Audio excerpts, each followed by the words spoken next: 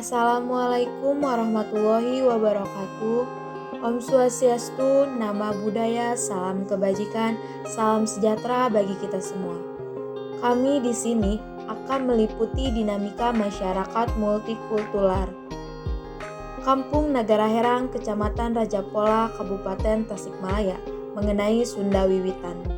Untuk memenuhi salah satu tugas mata kuliah politik identitas. Sebelum itu, perkenalkan terlebih dahulu nama anggota kelompok. Yang pertama ada saya sendiri, Dinda Adelin Prameswari. Selain itu ada teman saya Diana Aprilia, Fahri Wijaya Gunawan, Iqbal Ahmad, dan Diki Jafar Asidik. Untuk mempersingkat waktu, mari kita langsung saja untuk mengenal lebih dalam tentang Sunda Wiwitan Kampung Nagara Herang, Kecamatan Rajapola, Kabupaten Tasikmalaya. Sunda Wiwitan merupakan ajaran leluhur penghayat kepada alam dan arwah leluhur yang dianut oleh masyarakat tradisional Sunda.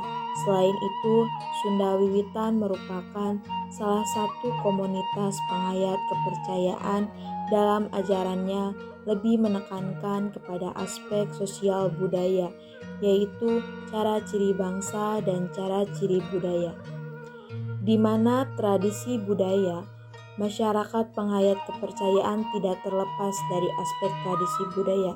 Dalam hal ini, aspek budaya merupakan wujud penghormatan masyarakat dalam melakukan ritual tahunan kepada Sang Hyang Kersa atau kepada Tuhan Yang Maha Esa. Dalam hal ini, Sunda Wiwitan melakukan kegiatan tradisi upacara adat sudah sejak dahulu rutin dijalankan dari mulai agama Jawa Sunda, paguyuban cara adat Karuhun, dan yang terakhir Sunda Wiwitan adat Karuhun Urang. Tradisi yang rutin umum dilakukan oleh warga Sunda Wiwitan dan masyarakat umum antara lain serentahun dan penyambutan Tahun Baru Saka Sunda. Sunda Wiwitan penghuni suatu kampung dengan sebutan Nagara Herang, wilayah Kecamatan Rajapola, Kabupaten Tasikmalaya. Sekitar 40 keluarga masih memegang teguh ajaran Sunda Wiwitan. Terbentuknya komunitas masyarakat adat Sunda Wiwitan di Tasikmalaya tidak terlepas dari peran Pangeran Madrais Sandewa Alibata Kusuma Wijaya Ningrat asal Cirebon dulu kala, yang diyakini sekitar 40 keluarga di Kampung Nagara Herang, Rajapola, serta sebagian di suatu perkampungan di Kecamatan Ciawi menjalankan aktivitas seperti adat masyarakat Baduy Kenakes Banten dan Cigugur Kuningan. Mereka berkeyakinan bahwa kekuasaan tertinggi pada Sang Hyang Kersa yang Maha Kuasa atau Nungarasakeun yang menghendaki atau disebut pula Batara Tunggal sebagai penguasa alam dan yang gaib.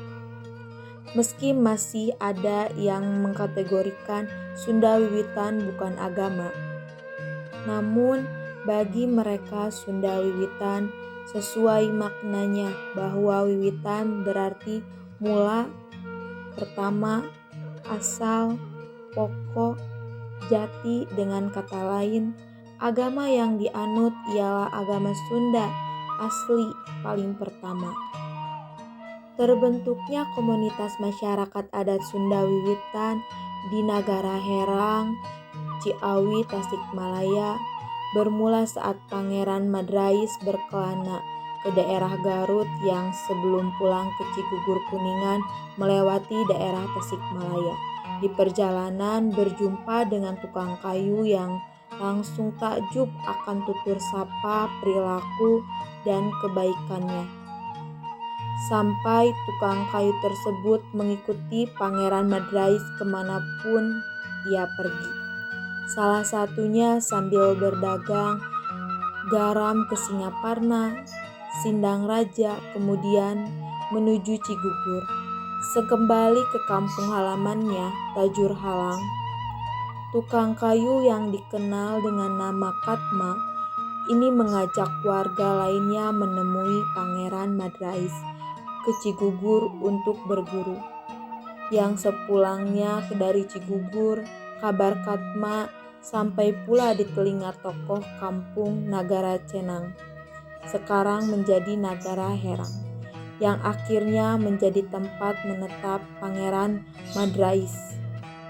Penyebaran ajaran Sunda wiwitan pun dilakukan secara sembunyi, karena saat ini dilarang pemerintah kolonial Hindia Belanda. Pangeran Madrais menyampaikan ajaran Sunda ketika berladang serta di suatu tempat yang disebut Tawang Gantungan.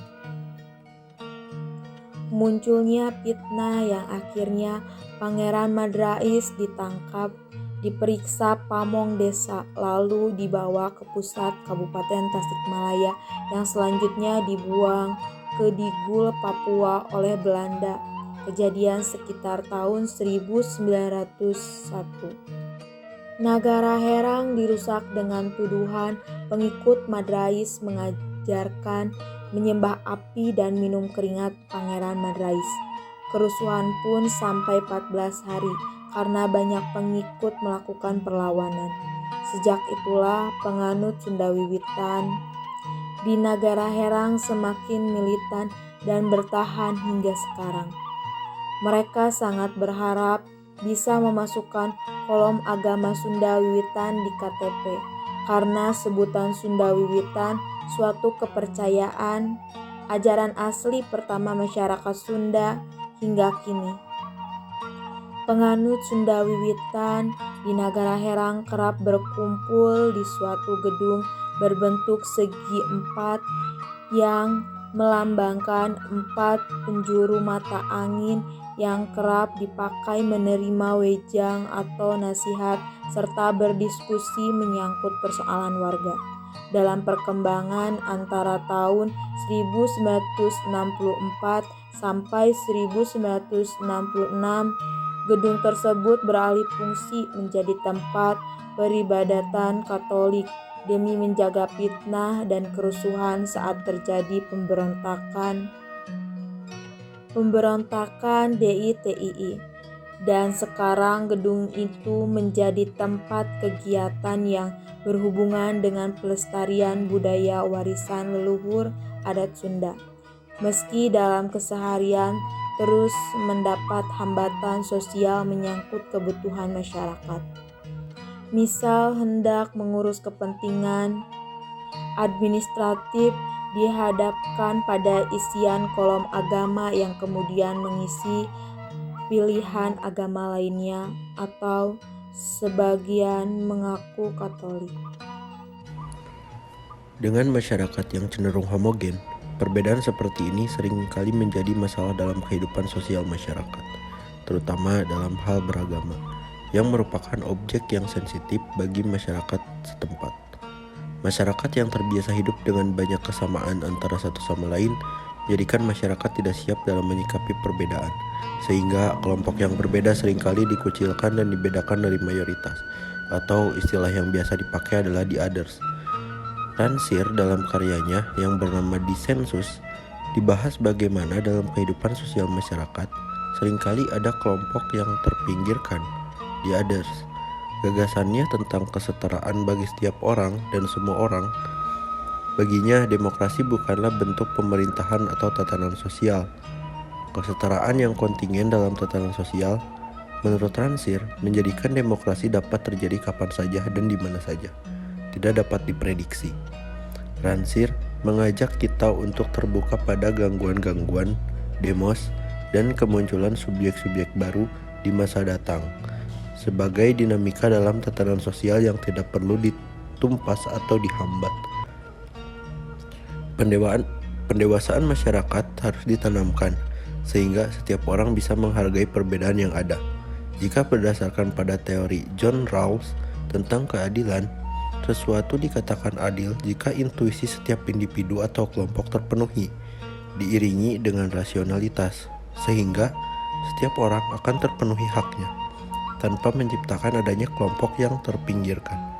John Rawls mengkritik konsep utilitarianisme yang menentukan parameter keadilan dengan pemenuhan hak mayoritas. Begitu juga yang terjadi di mayoritas masyarakat setempat, di mana keadilan dianggap sudah ditegakkan ketika hak mayoritas sudah terpenuhi, sedangkan mereka lupa ada sekelompok orang yang terpinggirkan dan dilupakan hak-haknya.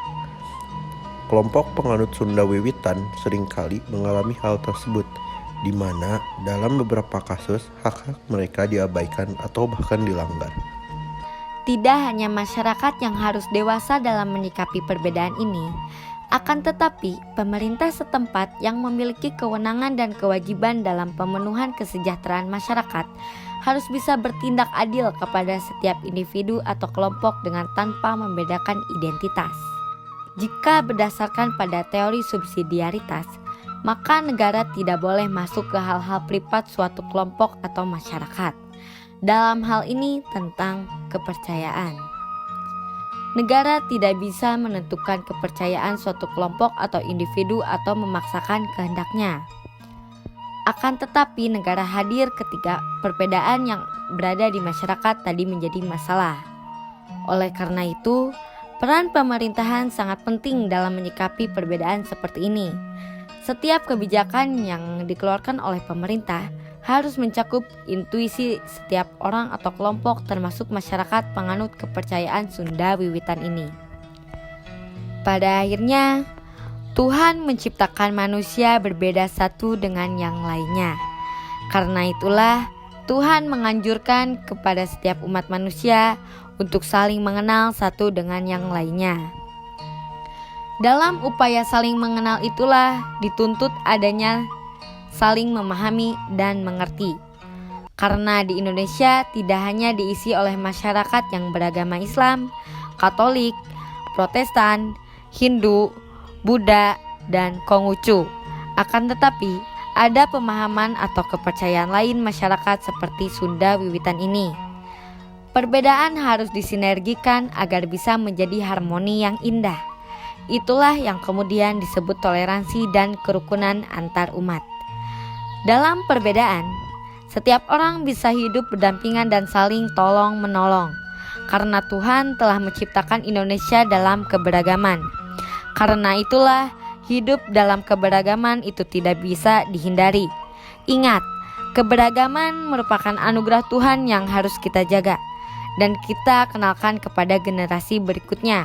Hal ini penting agar generasi berikutnya bisa menjadi generasi yang toleran, bukan generasi yang mudah marah hanya karena saling berbeda.